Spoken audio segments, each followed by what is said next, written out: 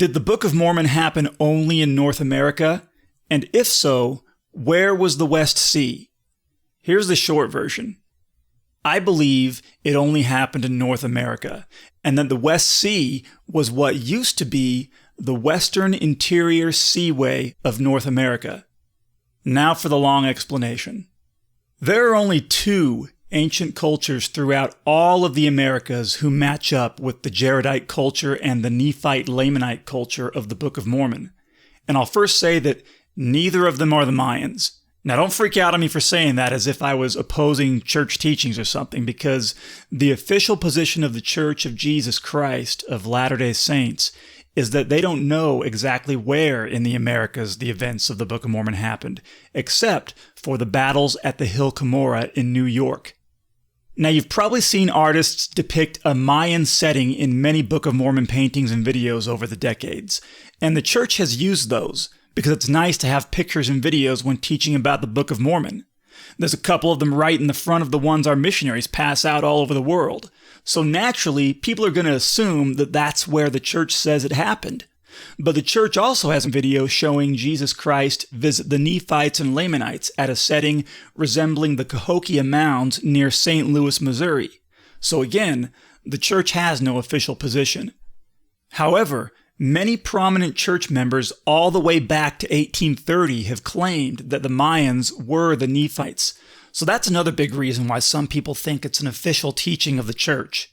Some people assume the prophet Joseph Smith must have at least supported those claims because we have no record of him opposing it, including the anonymous articles printed during the few months he was chief editor of the Times and Seasons. Some of those articles had ED for editor at the end of them, but there were other editors during that time as well, and whenever Joseph wrote an article for the Times and Seasons, he always included his name with it. But yes, it is true that based on the information we have so far, we can't prove whether Joseph agreed or disagreed with those claims.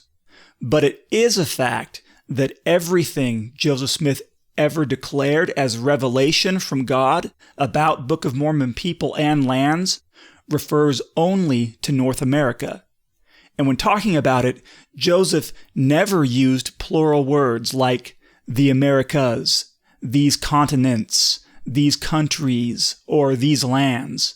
He always only used the singular words, America, this continent, this country, and this land.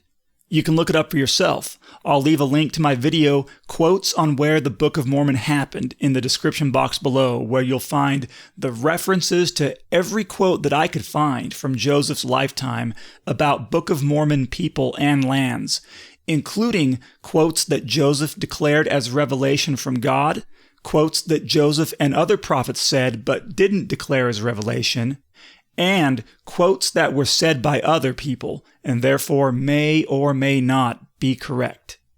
Another thing about the Mayans is that their buildings, writings, artifacts, and DNA strongly resemble what is found in ancient cultures from Southeast Asia, who embraced Hinduism and Buddhism. The Mayan culture is estimated to be about as old as the Jaredites, and much, much older than the Nephites and Lamanites. Plus, the Mayan pyramids and other artifacts are nearly identical to those found all over Southeast Asia. This has been known by people in the United States at least as far back as 1849. Their statements are compiled in a book called Hindu America by, and I don't know if I'm going to say this name right, Shaman Lal? Something like that. Anyway, Wayne May has a well-researched DVD about the Mayans called Searching for Maya Ancestors, which goes way more in depth, so I'd recommend you watch it. Now, I've heard some people say that when Lehi's group arrived in ancient America, they assimilated in with the Mayans, who were already living there. And that is absolutely incorrect, because the Book of Mormon makes no mention of any other cultures besides the Jaredites, who destroyed themselves in a civil war, and their land was then claimed by the arrivals of Lehi's group and Mulek's group. Lehi's group split into the Nephites and Lamanites, and the Mulekites joined the Nephites. No other cultures were living in the land. The Book of Mormon is clear on that. So, who are these two cultures that match up with the Jaredites, Nephites, and Lamanites? They are the Adena Mound-builders and the Hopewell Mound-builders, both of whom lived in what is now the eastern United States and Canada. The Adena lived around the same time as the Jaredites, who were about 2200 BC to 600 BC, and the Hopewell lived around the same time as the Nephites and Lamanites, who were about 600 BC to 400 AD.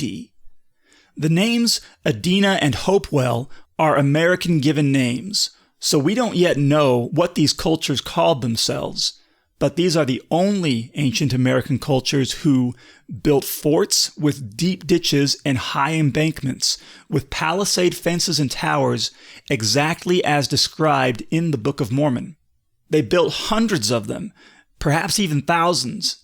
Many have been plowed down as America expanded westward and built cities and farmlands, but some ruins still exist today, which you can go and visit for yourselves. These forts are nowhere to be found in Central or South America. If the Book of Mormon happened down there, then where are the forts? Yes, the logs would be long gone, but the massive embankments and ditches would still be there, just as they are in North America. Yet they aren't there. If I'm wrong, please show me where the forts are. The Adena and Hopewell are also the only ancient American cultures who had metal headplates, breastplates, arm shields, swords, and scimitars, as mentioned in the Book of Mormon. No other ancient American culture had those things. They're also the only ancient Americans who piled their dead in large burial mounds, as mentioned in the Book of Mormon. If it happened in Central or South America, then where are the mounds? They aren't there. Again, if I'm wrong, please show me where they are. The Adena and Hopewell had thousands of mounds, perhaps even millions, according to the former Smithsonian director Roger Kennedy, as he talks about in his book Hidden Cities. Many mounds are still around today for you to go and see. Artifacts are found in these mounds that have writings in ancient Hebrew, Egyptian, Phoenician, Assyrian, and cuneiform, as well as Judeo-Christian themes. And the DNA in the tribes of Central and South America, and even the Western North America, are primarily from East Asia. But the DNA in tribes from the eastern United States and Canada have strong amounts of haplogroup X2a, which originated in the Middle East, and haplogroup R1b, which is all over West Asia, North Africa, and Europe. Mainstream science says that this DNA arrived in America about 30,000 years ago, and therefore couldn't match up with the Jaredites and the Nephites and Lamanites. But 30,000 years ago is impossible if you say you believe in the Bible, because the Bible teaches that mankind is only about 6,000 years old. We'll get more into that later. Anyway, some Native American tribes from the eastern United States speak of how the ancient mound-builders were a lighter-skinned people who had become so evil that their tribes combined forces to destroy the mound-builders, pushing them eastward to New York, and then finishing off the last few of them who had escaped south into Kentucky, just like in the Book of Mormon.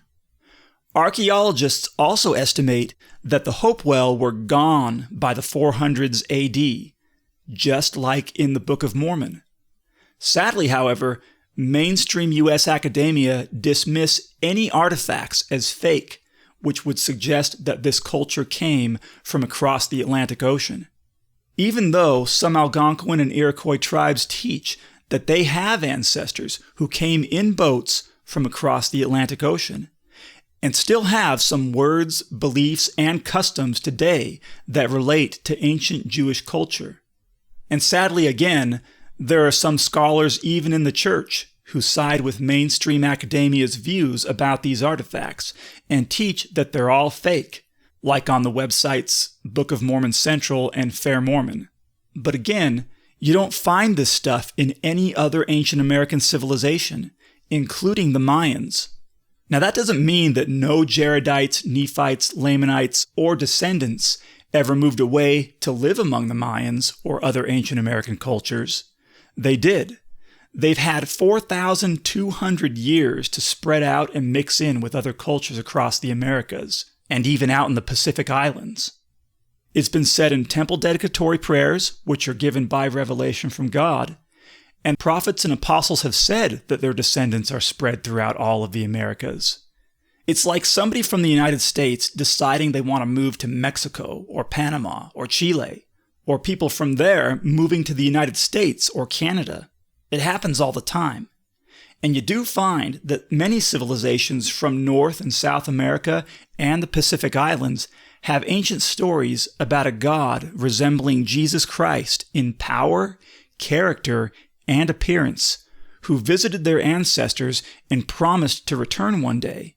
But that doesn't necessarily mean that all these cultures must have been Nephites and Lamanites, because in 3 Nephi chapters 15 and 16, the resurrected Jesus Christ tells them he's going to personally visit even more people than he's visited so far.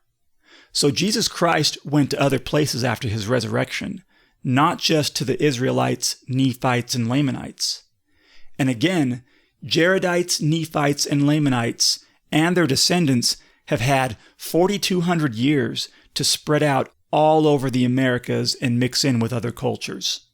Now, there is one big problem that some people point out when it comes to the Adena and Hopewell matching up with the Jaredites and the Nephites and Lamanites, and that is the boundary description of the land that they lived on. When you look at the boundaries of the eastern United States and Canada today, it just doesn't match up with the boundaries that we read about in the Book of Mormon, because the Book of Mormon often mentions a land northward and a land southward, which was nearly surrounded by water, except for a small neck of land that leads into the land northward. And the Nephites were able to protect the entire land northward from the Lamanites just by guarding that small neck of land. That sounds like North and South America, right? It also mentions an East Sea and a West Sea, which sounds like the Atlantic and Pacific Oceans. Now, the Atlantic Ocean is on the east side of the eastern United States and Canada, and the Great Lakes do divide the eastern United States from Canada, leaving several narrow necks of land to get from one to the other. And the water levels of the Great Lakes were higher during the Hopewell time period, which may have only left one neck of land for people to be able to travel on. And the word Niagara in the Mohawk language does mean neck, but there's still a big problem. What is to the west of Adena and Hopewell lands? The entire western half of North America. So, where is the West Sea? Well, there's a few possibilities, the last of which is my current belief. But first, the Nephites and Lamanites are Israelites, and to the Israelites, a sea is as small as the Sea of Galilee, or as big as the Mediterranean Sea, or an ocean. Each of the Great Lakes would be a sea to the Nephites. Helaman chapter 3 verse 8 talks about a sea south, a sea north, a sea west, and a sea east. Some think that these are the Great Lakes, with Lake Michigan being the sea west. Others think these seas are the Arctic, Pacific, and Atlantic Oceans, with the Pacific Ocean being the sea west. Another possibility for the West Sea comes from a story told by the Kaw tribe, who speak about a massive inlet of water that used to stretch from the Gulf of Mexico clear up to St. Louis, Missouri, but disappeared after a great earthquake and became the lower Mississippi River. So that inlet is a possibility for the West Sea and would put more seas around the Adena and Hopewell lands, but still not making it all nearly surrounded by water. The possibility that I believe for the West Sea is one that I started looking into back in 2015, but just forgot about it due to the busyness of life. And I didn't remember it until about a year ago when I started proofreading a book that my friend Jim is writing. So, did you know that the Adena and Hopewell lands actually did used to be entirely surrounded by water? I had no idea, but started to do some research after hearing about that story from the Kaw tribe. I thought, what if there used to be even more water than that? That's when I discovered that North America used to be partially covered by two shallow but massive seaways. The Western Interior Seaway, which stretched from the Arctic Ocean above Western Canada all the way down to the Gulf of Mexico, and the Hudson Seaway, which connected the Hudson Bay in eastern Canada to the Western Interior Seaway. Now, from looking at pictures online, there are lots of varying assumptions about the specific shorelines of these seaways at different points in time, so I'm not even going to attempt to guess which picture might be the most accurate. I just created a simple graphic that kind of puts them all together. Now, I'm going to do a timeline here. Mainstream science says that these seaways existed between 65 to 100 million years ago. Fossils of sea dinosaurs are found all throughout the area, which they say are that old as well. They also say that the Earth is 4.5 billion years old and that it may have all been covered by water anywhere from 1 to 3 billion years ago, and that the single continent Pangaea began to split up around 200 million years ago and slowly drifted apart into the multiple continents that we know today. And they also say that mankind is 50 to 60,000 years old. But none of these theories have been proven true. These ages are guesses based upon guesses based upon guesses, yet they are taught as fact in our schools. And so most of us don't even question it. We grew up learning it all of our lives, and most of us just accepted it as truth without researching what their conclusions were based on. Along the path of discovering truth, there's nothing wrong with guesses, opinions, beliefs, and ideas. But when they're taught as fact without being proven, then that's a big problem. But if the Holy Ghost has proven to you that the Bible is true, then you cannot also believe in these guessed dates, because when doing the math from the information given in the Bible, the dates are much different than what mainstream science teaches. First, the age of the Earth. Right now, mainstream science says the Earth is about 4.5 billion years old. But doing the math from the Bible puts the age of the Earth at about either 6,000 years old or 13,000 years old, depending on how you interpret the written account of how long it took God to create the Earth. It says He created it in 6 days and rested on the 7th day. So that's 7 days total. But is it talking about 7 rotations of the Earth, which is 7 days to us? Or is it talking about 7 of God's days, which is 7,000 years? Because 2 Peter chapter 3 verse 8 and Abraham chapter 3 verse 4 both say that 1 day to God is 1,000 years to man. Either way, that's a lot younger than 4.5 billion years old. I'm just going to put 13,000 years down on the timeline, which is approximately 11,000 BC. There are some who also interpret 7 days as 7 unknown periods of time that could add up to 4.5 billion years old. But I personally don't think that's the case, according to these next dates, which have less wiggle room. So next, how old is mankind? Mainstream science says that all living things evolved from a single-celled organism over millions of years, splitting into all of the various forms of life on Earth today. They say that humans evolved from apes, and that the first evolved humans were around 50,000 to 60,000 years ago. But again, doing the math from the Bible puts the first humans at only about 6,025 years ago. 1 man and 1 woman, Adam and Eve. So approximately 4,000 BC. Darwin's theory of evolution is unproved and false. Humans and all other forms of life on Earth were created by God separately, and from the moment of their creation, each species was programmed by God to multiply in their respective elements, each after its own kind, just as taught in the Bible, the Pearl of Great Price, the Temple Endowment, and by our modern prophets. They did not all evolve over time from one single-celled organism, and humans did not evolve from apes.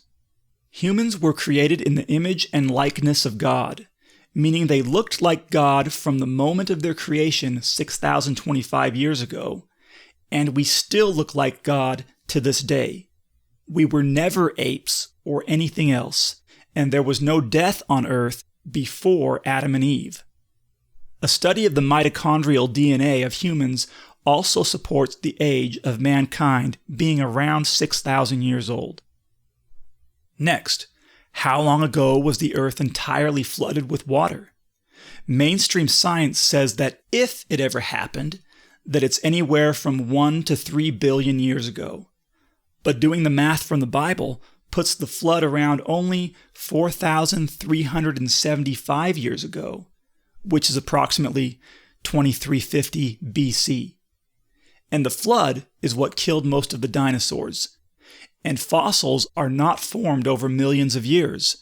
They're formed in a matter of hours to days under extreme water pressure, extreme heat, and other precise conditions.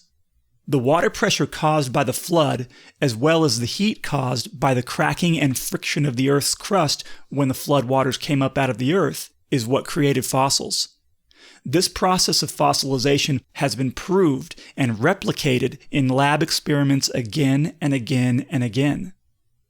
And how long ago did Pangea start to split apart? Mainstream science says it started about 200 million years ago. But doing the math from the Bible puts it around only 4,275 years ago, which is approximately 2250 BC, or about 100 years after the flood. The natural circumstances that caused water deep inside the Earth to burst up and flood the Earth also severely damaged the Earth's crust, allowing Pangea to split into the continents we know today. Mainstream science assumes that the rate of continental drift today has always been the same, but that is a guess taught as fact and has not been proved. There are ancient cultures all over the world that speak about a global flood that covered the entire surface of the Earth, and they also speak of when the continents split apart. They're not just stories in the Bible. Humans were alive when these things happened, and their stories have been passed down through the millennia. Because of this, each culture has different aspects to their story, but the main points are often the same.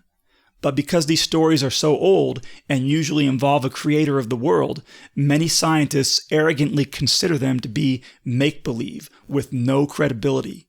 But in addition to these ancient writings, there is an abundance of physical evidence that the Earth and everything that's lived on it, including the dinosaurs, are much younger than mainstream science says, and that the flood and splitting of Pangea happened not nearly as long ago as they say. I know it's a hard thing to swallow because of what we've been taught since we were kids, and there's not nearly enough time to explain the evidence in this video, but it can be found in the 3-volume book set called The Universal Model by Dean Sessions. Yes, it's big, but good research takes time, and the information in these volumes aren't just guesses. They are scientifically supported, unlike the popular guesses of mainstream science. But you got to do some reading if you want to see how it all fits together. So, coming back to the Western Interior Seaway and the Hudson Seaway, mainstream science says they existed about 65 to 100 million years ago, but it wasn't nearly that long ago. Just like the age of the Earth, the age of mankind, the flood, and Pangea splitting up. In the Book of Mormon, the Jaredites left the Tower of Babel around approximately 2200 BC, and eventually ended up in ancient America. And Lehi's and Mulek's groups left Jerusalem around approximately 600 BC, eventually ending up in ancient America as well. The Western Interior Seaway and the Hudson Seaway would have finished surrounding the Adena and Hopewell lands by water, and the Great Lakes would have divided it into a Northland and a Southland, with 3 narrow necks of land between them, or even just 1 narrow neck of land if the water was high enough, which we do know that it was higher during the time of the Hopewell. These North and South lands each would have been around the same size as Greenland or a little bigger, And how many of you remember that Lehi's son, Jacob, said to the Nephites in 2 Nephi chapter 10, verse 20, that the Lord has made the sea our path, and we are upon an isle of the sea. An isle is an island, and North and South America are two whole continents, not islands. But the Western Interior Seaway and the Hudson Seaway turn the eastern United States and Canada into two large islands, connected by 1, 2, or 3 narrow necks of land. Now, I've heard some people say that the Nephites and Lamanites considered the American continents an isle of the sea, but there is nothing in the Book of Mormon or any other revelation that says that's what they thought.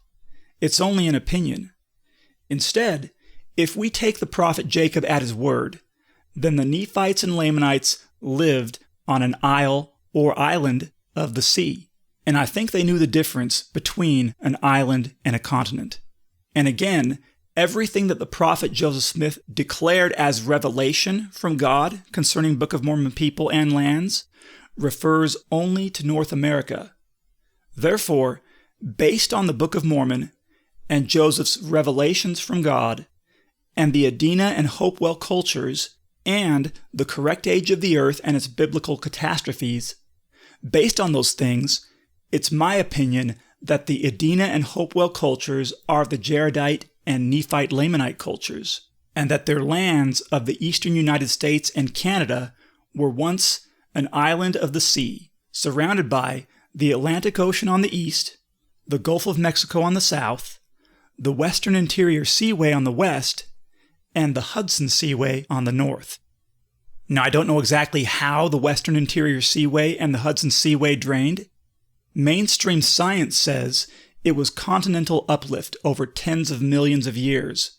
But that can't be true if you believe in the biblical ages for the earth, mankind, the flood, and the splitting of Pangaea. I do believe that by the time Lehi's group arrived in 590 BC, northern Florida had been exposed, either by the lowering of sea levels or by the continent rising, because that's where the oldest Hopewell sites are found, dating back to nearly 600 BC.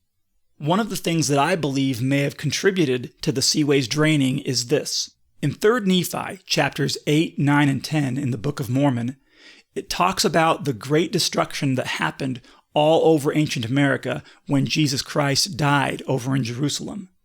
Valleys, mountains, and seas disappeared in some places, while new ones formed in other places.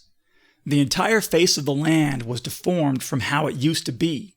And as I talk about in part 10 of my Book of Mormon Evidence series, the New Madrid earthquakes of 1811 and 1812 are nearly identical to what happened during the Great Destruction when Jesus died. The New Madrid earthquakes rocked the entire eastern half of the United States, from the Atlantic Ocean to the Rocky Mountains, and from the Gulf of Mexico to Canada. I've heard it was even felt in Cuba. New Madrid quakes of that magnitude are estimated to happen only about every 300 to 500 years, and nothing close to it has happened in the last 211 years. You can read all about it in the book, The Earthquake America Forgot, and I'll also leave a link to my video about it in the description box below. Also, a common thing found in ancient Hopewell burial mounds are parakeet bones. Parakeets are tropical birds. So what are they doing in Hopewell burial mounds from 2,000 years ago?